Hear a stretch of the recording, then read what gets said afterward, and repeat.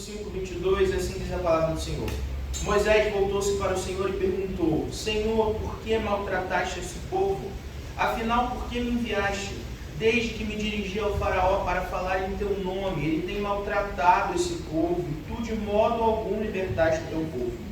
Então o Senhor disse a Moisés: agora você verá o que farei ao faraó. Pela minha mão poderosa, ele os deixará ir. Pela minha mão poderosa, ele os expulsará do país dele. Deus disse ainda a Moisés: eu sou o Senhor. Apareci a Abraão, a Isaque e a Jacó como Deus Todo-Poderoso, mas pelo meu nome, o Senhor, não me revelei a eles. Também estabeleci com eles a minha aliança, para dar-lhes a terra de Canaã, terra onde viveram como estrangeiros. Além disso, ouvi o gemido dos israelitas, a quem os egípcios mantêm escravos, e lembrei-me da minha aliança. Por isso, diga aos israelitas: eu sou o Senhor, eu os livrarei do trabalho pesado imposto pelos egípcios. Eu os libertarei da escravidão, os resgatarei com o braço estendido e com poderosos atos de juízo. Farei de vocês o meu povo e serei o Deus de vocês. Então vocês saberão que eu sou o Senhor, o seu Deus, que os liberta do trabalho pesado imposto pelos egípcios. Eu os farei entrar na terra e com a mão levantada jurei dar a Abraão, a Isaque e a Jacó. Eu darei a vocês como propriedade, eu sou o Senhor. Moisés declarou isso aos israelitas, mas eles não lhe deram ouvidos por causa da angústia e da cruel escravidão que sofriam. Então o Senhor ordenou a Moisés: vai dizer ao faraó, rei do Egito, que deixe os israelitas saírem do país dele. Moisés, porém, disse na presença do Senhor: se os israelitas não me dão ouvidos, como me ouvirá o faraó? Ainda mais que não tenho facilidade para falar. No entanto, o Senhor transmitiu uma ordem a Moisés e a Arão com respeito aos israelitas e ao faraó, ou seja, a de tirar os israelitas do Egito. Amém. Vamos orar mais uma vez? Senhor Jesus, nós te agradecemos pelo privilégio de estarmos reunidos como povo de Deus nessa manhã, para aprender da tua palavra, para ouvir a tua voz. E nós te pedimos: Espírito Santo, fala conosco nesse momento, que a tua voz seja ouvida, e não só ouvida, mas atendida por cada um de nós. Que os nossos corações sejam solos férteis, para que a tua palavra cresça como uma árvore frutífera, que faça de nós cada dia mais parecidos com Jesus. E nós te pedimos no teu santo e poderoso nome. Amém e amém. Você não pode se sentar.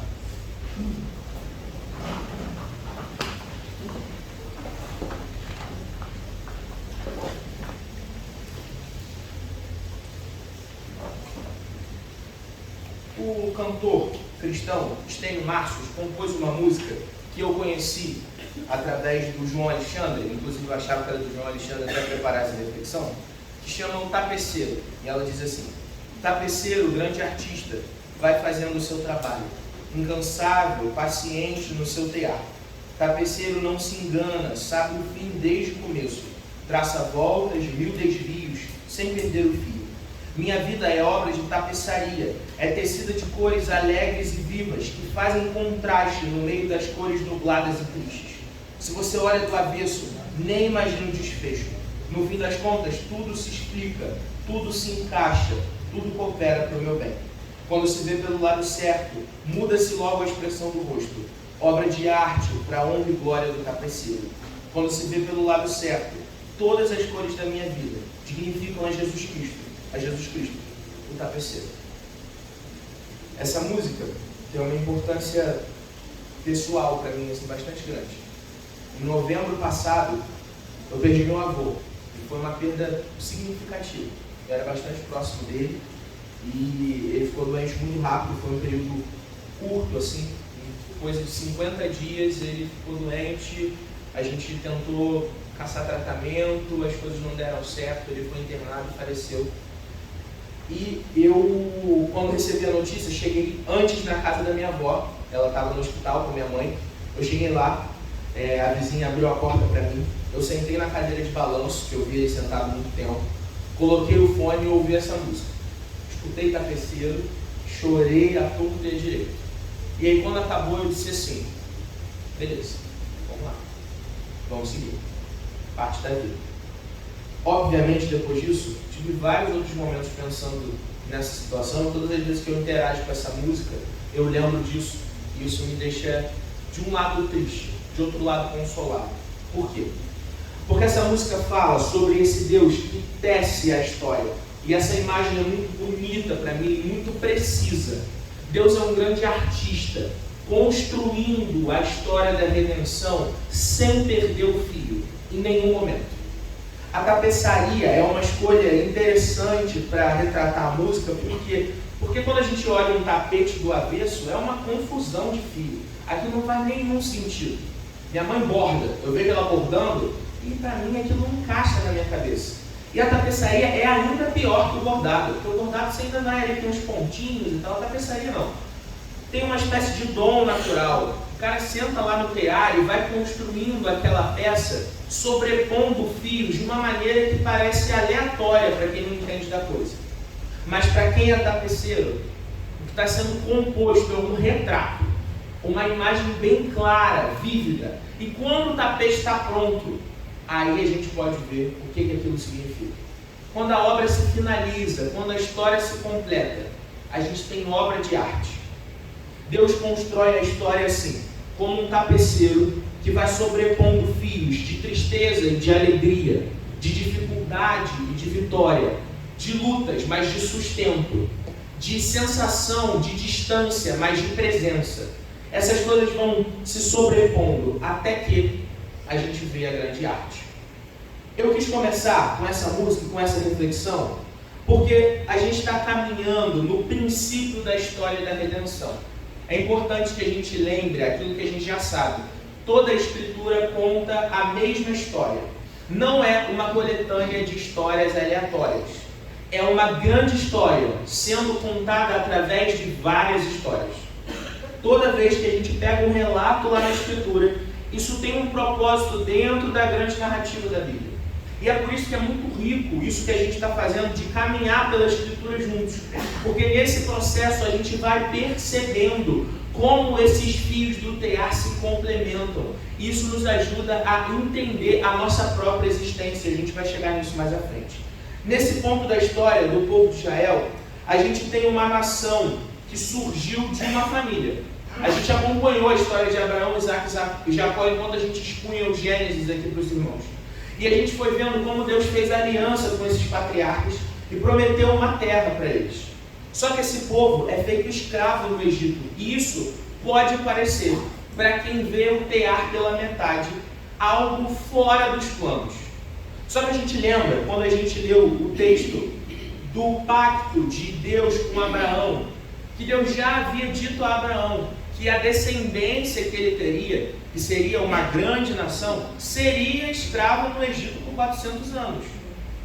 Quando a gente vê essa informação lá, e quando a gente acompanha o resto da história, a gente percebe a sabedoria do Deus que sabe o que está tecendo.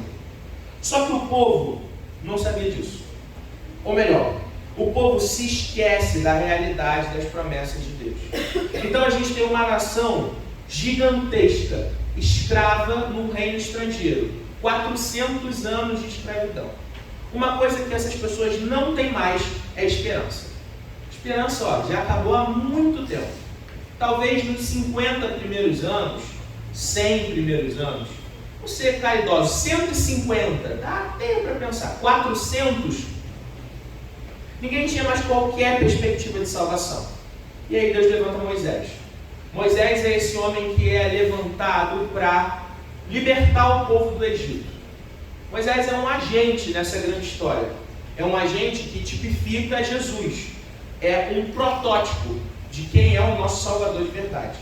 Isso porque quando a gente caminhar aqui nas lições que a gente aprende desse texto, a gente vai perceber a dificuldade de Moisés de lidar com a sua própria vocação, por exemplo. Mas Moisés então escuta esse chamado, atento a esse chamado, ele vai libertar o povo. No primeiro momento, as coisas parecem caminhar relativamente bem, porque quando Moisés volta do tempo dele no deserto, e a gente precisa lembrar que Moisés foi criado na corte, a gente conhece essa história, mas então ele sai fugido de lá por ter matado um egípcio, e depois de passar 40 anos distante do Egito, ele volta diante do chamado de Deus. E quando ele se apresenta para o povo de Israel, ele é recebido bem. E isso surpreende de alguma maneira. A esperança, surge uma centelha ali. Só que quando ele vai procurar o faraó fala assim: eu não sei quem é esse tal de Senhor. A gente tem aqui na nossa tradução Senhor, para às vezes quando o texto registra o nome de Deus, que os judeus não pronunciavam. A gente pode gastar tempo aqui tentando usar várias. Então a gente tem Jeová, Yahweh, Yavé. Na verdade é que a gente não sabe exatamente como era a pronúncia. O fato é que Deus se revela a Moisés pelo seu nome pessoal. Isso muda as coisas. É por isso que essa reflexão de hoje eu chamei de novas cores no quadro da salvação. Porque é um avanço no processo de revelação de quem Deus é e que só Ele pode fazer. A gente conhece porque Ele decidiu se revelar a nós e Ele se revela a Moisés por esse nome, pelo nome pessoal. E quando Moisés chega diante do faraó, é pelo grande eu sou que ele diz que está lá. E o faraó diz assim: eu não sei quem é esse cara. Faço ideia de quem ele seja. Na cabeça do faraó a coisa é mais ou menos assim: eu sou o governante do Egito. Sou um cara. Eu sou o governante da maior nação do mundo. Eu não conheço esse Deus que você está me falando. Então ele não importa. Eu não sei quem ele é. E eu importo. Então esse Deus não importa. Essa lógica do faraó faz com que ele então caminhe na direção de punir ainda mais o povo. O coração do faraó está tão obstinado, está tão duro e resistente em libertar o povo, que ele então impõe mais trabalho, uma carga mais pesada. E a gente vê o texto dizendo que é Deus quem endurece o coração do faraó. Ao mesmo tempo que isso não exime a culpa do faraó. Ele ainda é um governante arrogante que tem a pretensão de ser o umbigo do mundo. Não foi o primeiro, não será o último. E não precisa nem ser líder de nação nenhuma. A gente corre esse risco, eu e você, de sentados na nossa casa, com a nossa grande função, seja lá onde, se sentir o rei do mundo. Então eu digo assim: eu sou o pastor auxiliar da Igreja Presbiteriana de Francisco. E aí? Nosso coração caminha para esse lugar de se inflar por pouca coisa, diante de um Deus que é criador sobre todas as coisas. O grande eu sou se apresenta a Moisés, e por Moisés se apresenta ao faraó. A resposta do faraó é: não conheço, não me interessa, pode ir embora. E essa punição dobrada no povo faz de novo essa centelha de esperança ser meio abafada. É nesse ponto da história que a gente está. Moisés então volta diante de Deus e fala assim: Senhor, para que o Senhor me chamou? Para que o Senhor me chamou para vir libertar esse povo? Se quando eu me apresentei ao faraó, a coisa só piorou. Estava ruim, agora vai estar pior. Então para quê? Não tinha porquê, era melhor eu ter continuado lá, eles aqui, e seguir tudo como estava. Então, Deus explica para Moisés por que disso, o que ele quer com isso tudo. E para a gente poder seguir nessa nossa reflexão, queria caminhar com os irmãos pelo texto para que a gente pegue algumas lições aqui e no final vou fazer algumas aplicações. Então vamos abrir lá de novo, os versos 2 a 5 do capítulo 6.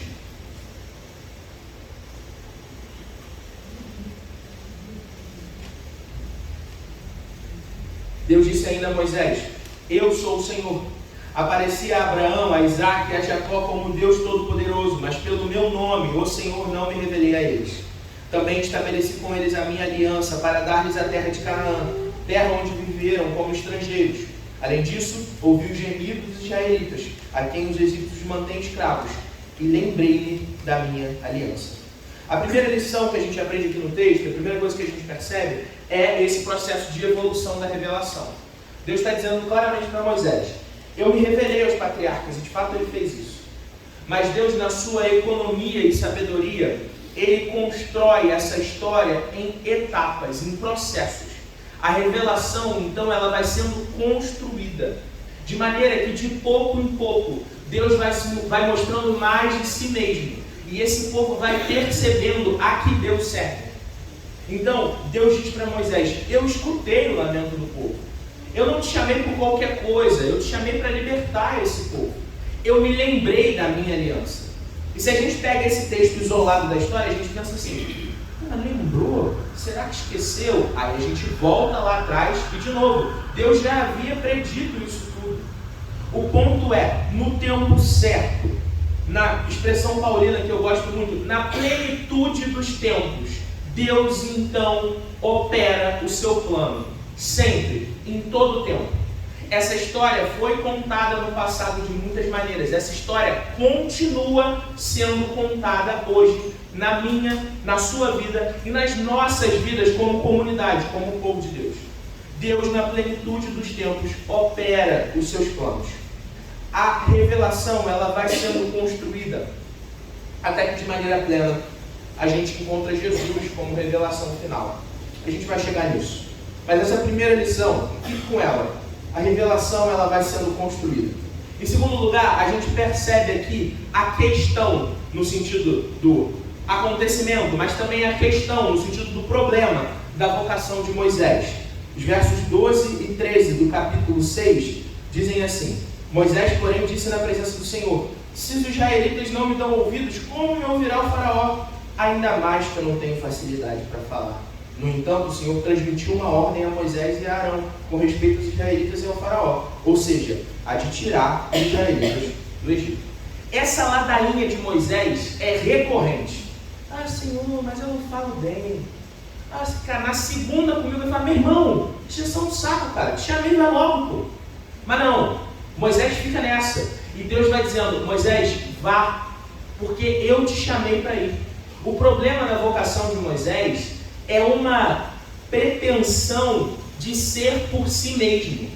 O problema de Moisés é que ele espera que as suas capacidades sejam a garantia do sucesso da missão. Mas não tem nada a ver com isso. Nossas vocações, sejam elas quais forem, são sempre baseadas no poder de Deus que nos chamou. E Deus nos vocaciona não só como crentes para exercícios eclesiásticos, porque Ele faz isso. Então Ele chama alguns para pastores, outros para presbíteros, outros para diáconos, outros para o ministério de louvor, para ajudar na recepção, na projeção, na cozinha, na limpeza, seja onde for. Mas Deus também nos vocaciona nos nossos trabalhos, nos nossos estudos, por onde quer que a gente vá.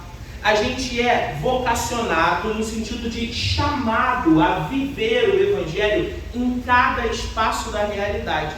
Em todos esses espaços, nunca é pela minha e pela sua força. A questão da vocação de Moisés é essa pretensão. E Deus vai trabalhando isso nesse grande homem de Deus à medida que ele vai entendendo de quem vem de fato a força dele. A terceira coisa que a gente aprende é o propósito da dificuldade que os israelitas estão passando. Lá no capítulo 5, a questão de Moisés é essa: Senhor, por que maltrataste esse povo? Afinal, por que me enviaste? Desde que me dirigi ao faraó para falar em teu nome, ele tem maltratado esse povo, e tu de modo algum libertaste o teu povo. Então o Senhor disse a Moisés: agora você verá o que farei ao faraó.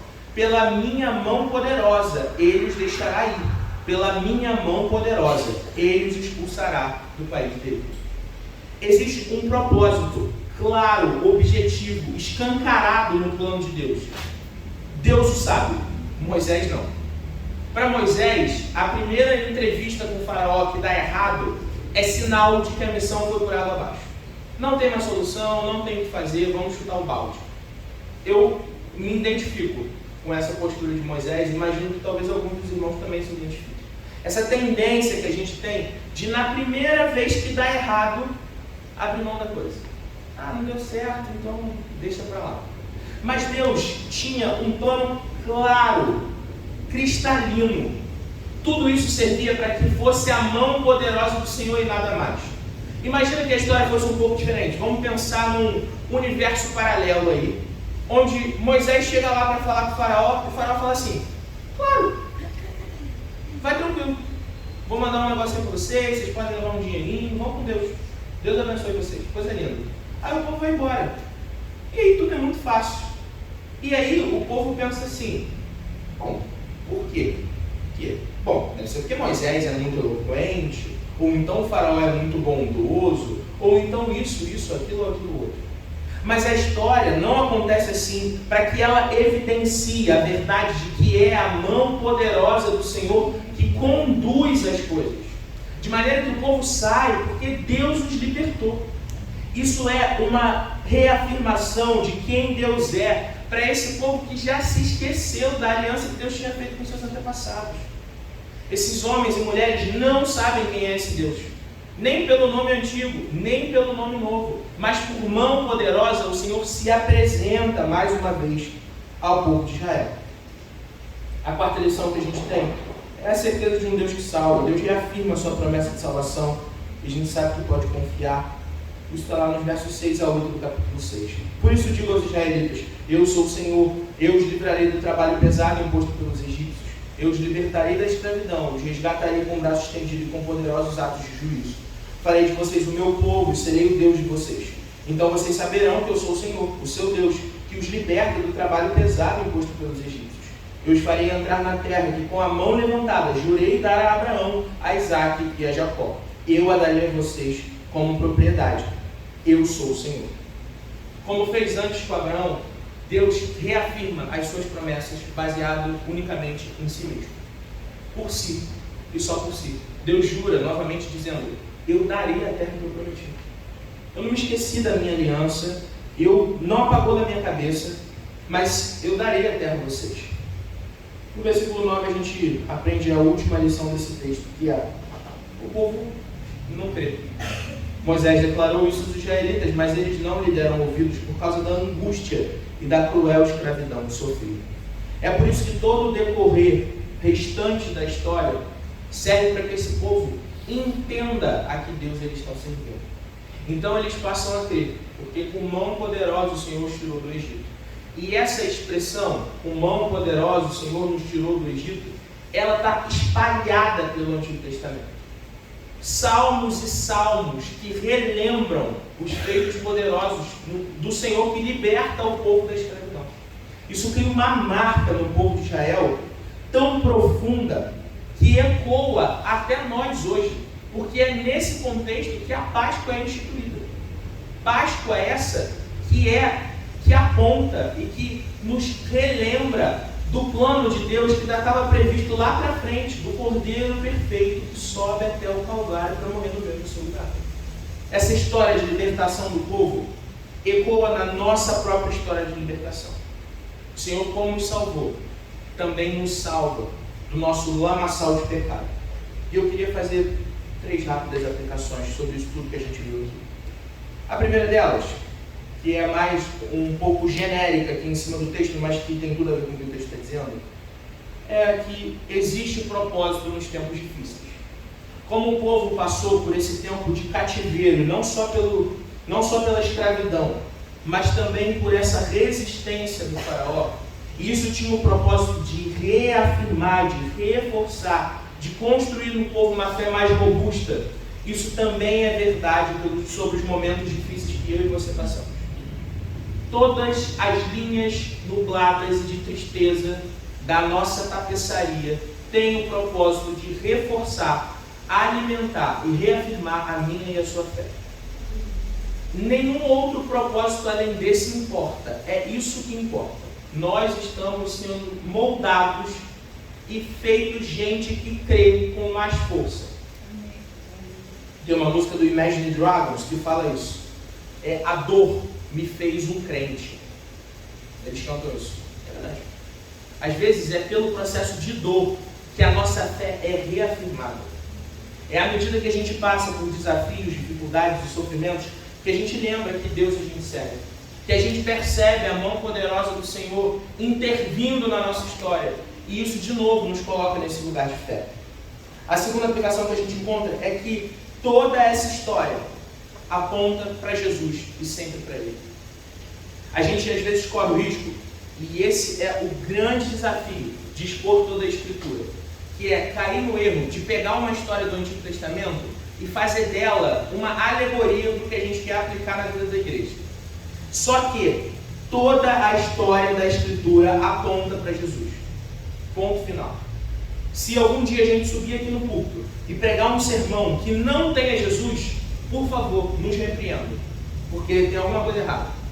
Esse púlpito é para pregar o Cristo que morreu e ressuscitou, porque toda a Escritura fala disso. E é isso que esse texto nos lembra. Essa salvação que Deus está imperando nesse povo, essa promessa do grande eu sou que se revela, se cumpre plenamente em Jesus.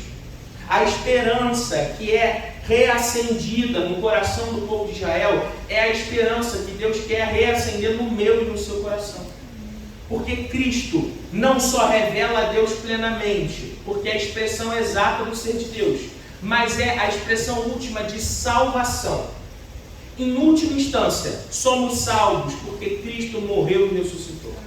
E essa salvação transforma a nossa existência, faz de nós povo de Deus, nação reunida. E isso tudo tem a ver com as nossas vidas pessoais e tem a ver com a comunidade de fé. Deus nos salvou como uma igreja. E a terceira aplicação é que a revelação, ela acabou. Ela está fechadinha. Jesus é expressão última. Hebreus diz assim: no passado, de muitas maneiras, falou aos pais pelos profetas. Nesses dias que são os últimos, falou-nos por meio do Filho, a quem construiu o herdeiro de todas as coisas e pelo qual fez os séculos. Jesus é o último ponto final da história. Em Cristo, nós vemos a Deus plenamente. No entanto, a história da redenção não terminou. A revelação é final e última. Não aceitem qualquer acréscimo. Não virá. Mas a história da redenção segue à medida que eu e você, como povo de Deus, fomos chamados a pregar esse evangelho de reconciliação até que o Senhor venha. Então essa história vai se concluir e a gente vai poder ver o tapete finalizado. E aí, meus irmãos, é obra de arte que a gente não pode nem imaginar. Porque as nossas histórias são uma parte ínfima dessa grande história. Deus continua guiando as nossas histórias para que a sua grande narrativa continue acontecendo. A gente pode pensar nisso para que todas as vezes que a gente passa por momentos alegres e tristes, a gente saiba que é Deus quem nos faz passar por eles. A gente também precisa e pode lembrar disso nesse tempo onde, como igreja, a gente tem muito a celebrar. Na semana passada a gente se organizou como igreja. A gente elegeu os nossos oficiais que vão ser empossados hoje. E isso tudo é prova desse cuidado do grande tapeceiro. Em 2011, a gente voltou a ser congregação. E isso é com certeza uma linha de tristeza. Mas esse tempo passou. Deus começa a tecer novas linhas de alegria. E Ele já vem fazendo isso nesse tempo todo. Agora, plenamente, a gente experimenta isso. Como povo de Deus, como Igreja Presbiteriana do Fonseca, nós temos muito pelo que agradecer, porque o Senhor tem tecido a nossa história. E nós não podemos nos esquecer disso. Todos os tempos difíceis servem para que a nossa fé seja fortalecida, como discípulos e como povo. Então, hoje, nessa manhã, eu queria fechar esse tempo aqui dizendo o seguinte: nós fomos chamados a sermos agentes na história e agentes da história. O nosso chamado é para cooperar nessa grande história da redenção. Somos eu e você convidados a contar daquilo que o Senhor tem feito. Tem feito a nós. Tem feito a nós. Isso é muito, muito importante. Nós não podemos, de maneira nenhuma, abrir mão do nosso chamado de pregadores do Evangelho. Acima de tudo, nós não podemos abrir mão do nosso chamado de discípulos que caminham na direção de fazer a vontade de Deus. Eu queria encerrar esse tempo dizendo o seguinte: não espere conseguir isso nas suas próprias forças. Não caia no erro de Moisés, de esperar que a vocação seja baseada nas suas capacidades. No entanto, recorra ao Deus que nos capacita e fortalece a nossa fé. Nosso chamado é para nos fortalecermos nele, e somente nele. Amém? Vamos orar? Senhor Jesus, nós queremos te agradecer por esse tempo aqui. Obrigado, Jesus, porque o Senhor é revelação plena de quem Deus é. Revelação última e final do Deus de amor que enviou o seu próprio Filho para morrer no nosso lugar. Obrigado porque o Senhor continua contando essa grande história de redenção e nos chama a participar dessa narrativa. Nós queremos pregar o Evangelho com confiança, com prontidão, com dedicação, de maneira que cada vez mais pessoas sejam alcançadas pela Tua Palavra. Jesus, muito obrigado pelo que o Senhor tem feito a nós como Igreja Presbiteriana do Fonseca. Nós temos muitas alegrias, muitos motivos para comemorar. Nós queremos realmente ter um coração grato e consciente do teu cuidado. Nos abençoa, continua caminhando conosco, nos fortalece e nos ajuda. É o que nós pedimos no teu santo nome, Jesus. Amém.